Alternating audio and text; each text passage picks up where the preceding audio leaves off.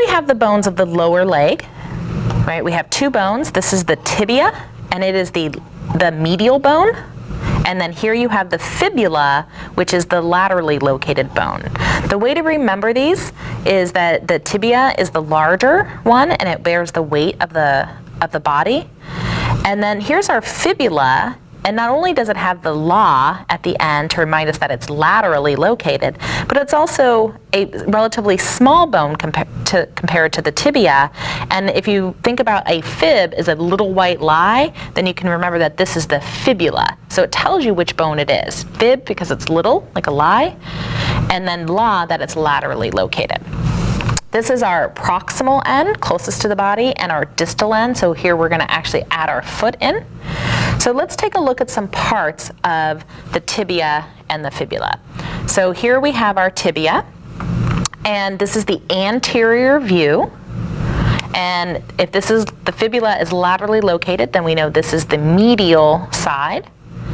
And you can see that there's a slight bumpy protrusion here at the proximal end, anteriorly located, and this is called the tibial tuberosity, and it serves as an attachment site for the patella and for muscles of the leg.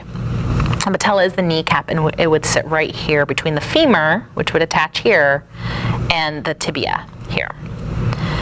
So if we go all the way down, here's the shaft or the body or the diaphysis of the tibia, and then going all the way to the distal part, you see this slight, see how it has a slight overhang here? This is called the medial malleolus. And you can actually see the medial malleolus. This is sometimes, from an external view, considered at the ankle bone. So if you take a look at your own leg, you can see that bumpy part at the ankle. What you're really seeing is a part of the tibia called the medial malleolus. I'm going to just go ahead and rotate this so we can actually see a superior view. Now we're looking down on the tibia. And you can see here are condyles, and this is the medial condyle. Here's that medial malleolus. So the medial condyle and the lateral condyle of the tibia, and these would articulate with the lateral and the medial condyles of the femur. So I'm going to just put that back here again. So we're still looking at the anterior view, and there's our shaft of our tibia and our medial malleolus.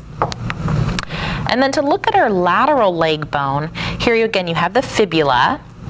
And if we have a medial malleolus, we also have a lateral malleolus. And the lateral malleolus, again, you can see externally.